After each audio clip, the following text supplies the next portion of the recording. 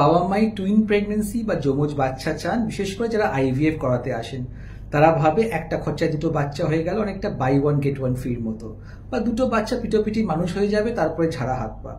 সত্যি কি তাই? টুইন প্রেগনেন্সি আমাদের চিন্তার কারণ।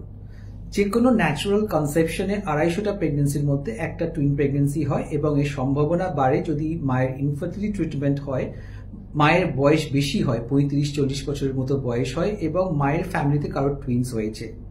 টুইন্সের কমপ্লিকেশনস কি না, মিসক্যারেজ বা গর্ভপাতের চান্স বাড়ে, প্রেগনেন্সির সময় মায়ের ব্লাড প্রেশার বাড়ার চান্স প্রায় 2 থেকে 5 গুণ হয়ে যায়, ডায়াবেটিস বাড়ে, রক্তাল্পতা বা অ্যানিমিয়ার সম্ভাবনা বাড়ে এবং সবথেকে বড় প্রবলেম প্রিম্যাচুরিটি বা সময়ের আগে বাচ্চা জন্ম দেওয়া। একটা বাচ্চা থাকলে 10% চান্স 37 উইক্সের আগে বাচ্চা জন্ম হবে, কিন্তু টুইনের ক্ষেত্রে এটা প্রায় 60% হয়ে যায়। আর প্রিম্যাচুরিটি কমপ্লিকেশনস হচ্ছে বাচ্চার ওজন কম হবে, এনআইসিইউতে অ্যাডমিশন বাড়তে পারে, শ্বাসকষ্ট হতে পারে এবং অনেক সময় ডেভেলপমেন্টাল ডিলে হতে পারে। এছাড়াও টুইন প্রেগনেন্সি থাকলে মায়ের সিজার হবার চান্স অনেকটা বেড়ে যায়।